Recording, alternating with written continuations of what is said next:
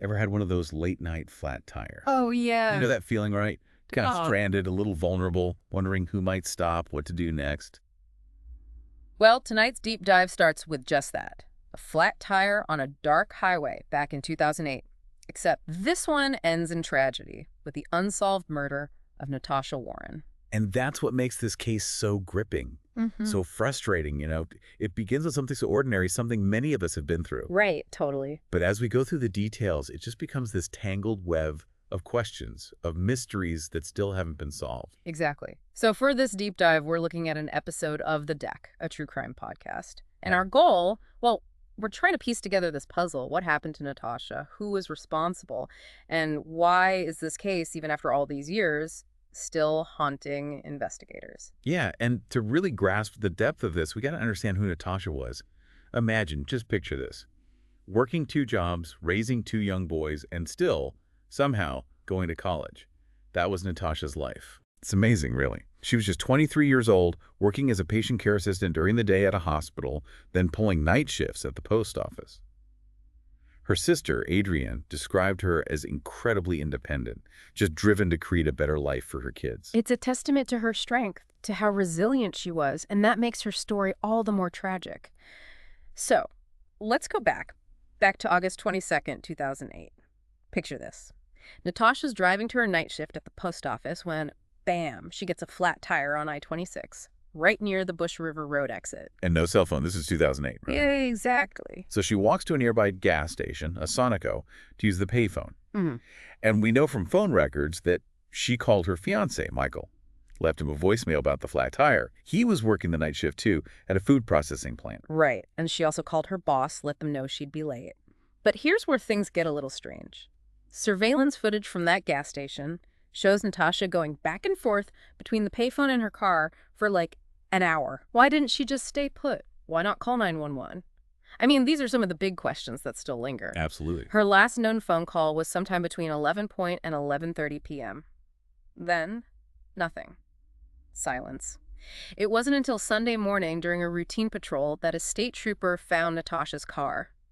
And tragically, he found her body inside, shot in the chest. Awful. No weapon at the scene. So instantly, this goes from a stranded motorist to a homicide investigation. And as is often the case, the initial focus turns to, well, those closest to the victim. Makes sense. So investigators zeroed in on the fiancé, Michael. They'd been together a while, were even planning to get married just a month later. But talking to Natasha's family, a slightly different picture started to emerge. Right. So Adrienne, Natasha's sister, she shared that Natasha had been having second thoughts about the wedding. Their relationship, it seemed strained, and Natasha had even tried to break things off. Oh. Adrienne remembers their last conversation before the murder being pretty tense. So naturally, red flags went up for investigators. Was this a crime of passion? Had Michael's alibi not checked out, that's where the focus would have stayed, no doubt. Yeah, for sure. But here's the twist. Michael's alibi was solid. He was working that night at the food processing plant, confirmed by coworkers, phone records, everything. So if it wasn't him, then who? Right. The investigation had to widen, and those surveillance tapes from the gas station became super important. They revealed two people who crossed paths with Natasha that night. And both, well, they add their own layer of mystery to this whole thing. The first was a man alone inside the gas station at the same time as Natasha. Police found him, interviewed him, and ruled him out as a suspect.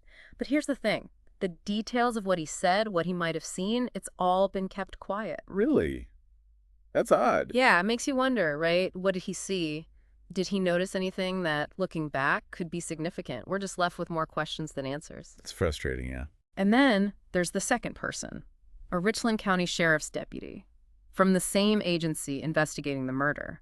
And he was in line right in front of Natasha at that gas station. No way. You'd think, given everything, he'd have remembered something, seen something. But he said he didn't notice Natasha, didn't see anything unusual. Was he just distracted?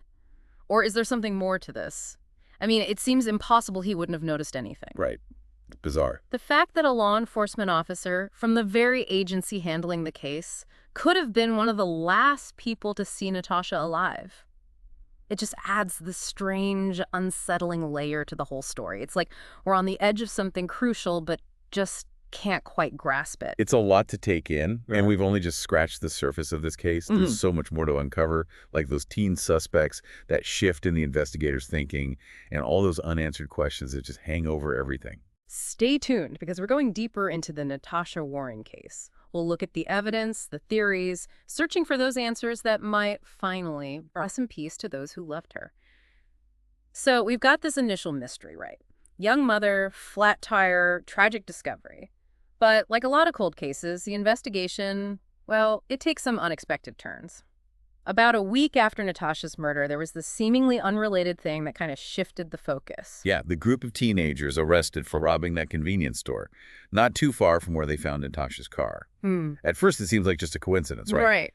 But then one of the suspects, a young woman, she throws a curveball by suggesting her buddies, her male accomplices in the robbery, might be involved in Natasha's death. And this is where things get a little messy. She claims these guys borrowed her van the night Natasha was murdered, says she overheard them talking about, doing something to someone, chilling stuff. But gotta remember, this is coming from someone already in trouble, possibly trying to shift blame or get a better deal. Right, right. And her story, it's full of inconsistencies. First, she points the finger at her co-robbers, then takes it back, saying she only said what she thought the police wanted to hear. Right. And she even failed 2 polygraph tests, which, even though they're not admissible in court, they definitely cast doubt on her whole story. Polygraph tests, by the way, for those who aren't familiar, they measure things like heart rate, perspiration during questioning. The idea is that lying causes these noticeable changes. But they're pretty controversial. Lots of debate about their accuracy and potential for bias. Oh, yeah, for sure. So we've got this unreliable witness, and to top it off, the gun used in those convenience store robberies, it didn't match the type used to kill Natasha. Seemed like a dead end, but investigators had to look into it, right? Absolutely. They questioned those teens thoroughly, but couldn't find enough solid evidence to connect them to Natasha's murder. Man, that's got to be frustrating. Yeah, they were held responsible for the robberies, but Natasha's case, it stayed unsolved. It's a common thing in these investigations. You get what seems like a good lead, and then, poof, it disappears. It's like a punch in the gut, I bet, for both the investigators and the family. You think you're close to a break, and then it's gone. You got it. And years went by with little progress, but that doesn't mean the case was forgotten. Investigator Diachronis, who worked on the case, he later said there was a big change in their thinking. And this is where it gets interesting. They started to think that maybe sexual assault, not robbery, was the main motive. Yeah, this was huge, changed the whole direction of the investigation. The thing is, the details of why they made this shift, they haven't been released. We don't know what evidence led them to this conclusion. It's like, come on, give us something. I know, it's frustrating, but we can speculate a bit. Maybe something at the crime scene, some forensic evidence or witness statements that pointed them in this direction, but we don't know for sure. It's true. Sadly, because of the decomposition of Natasha's body, by the time they found her, there wasn't enough evidence to confirm or rule out sexual assault. And that brings up a really sad fact about cold cases. Time is not your friend.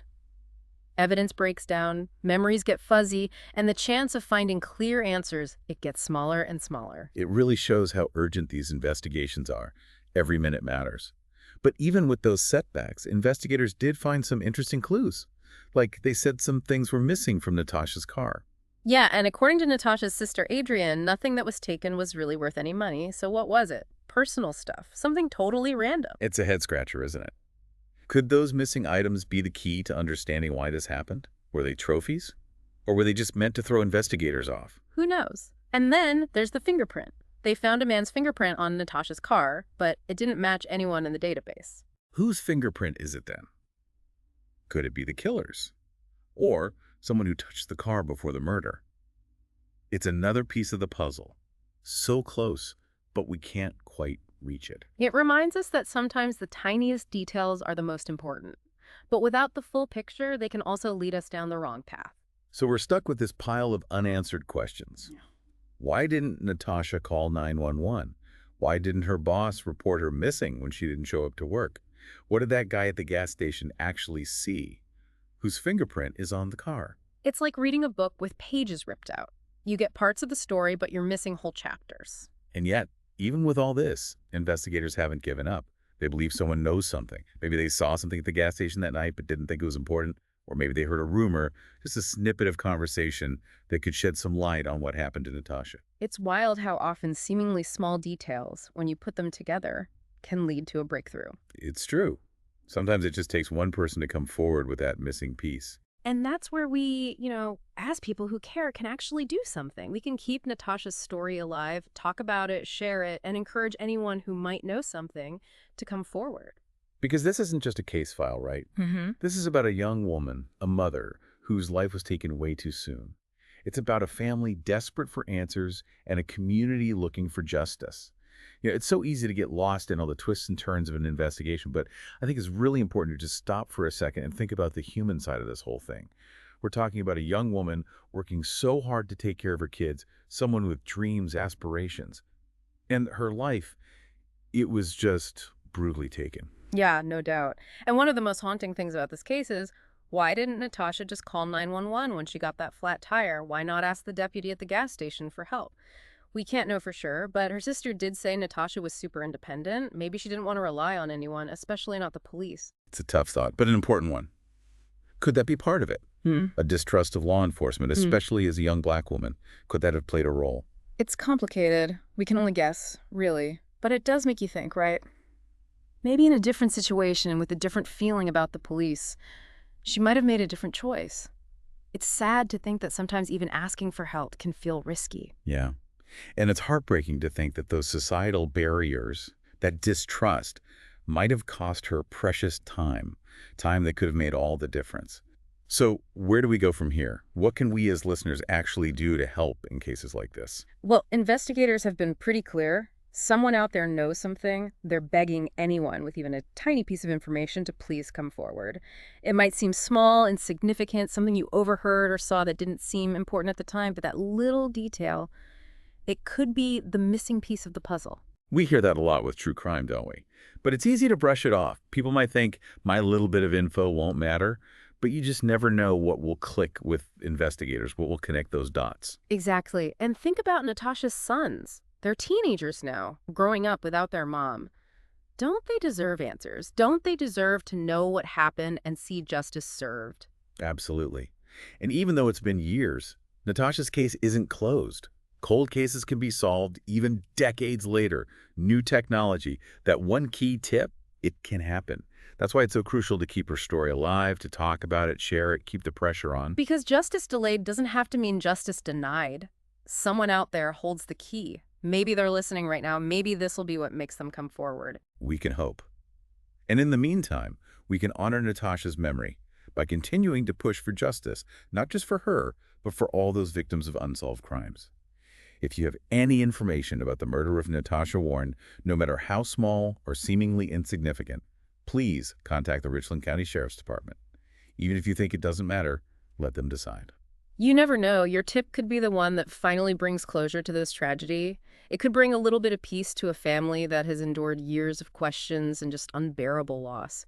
Let's keep Natasha's memory alive and work towards a world where no family has to go through the pain of a life cut short and a case gone cold.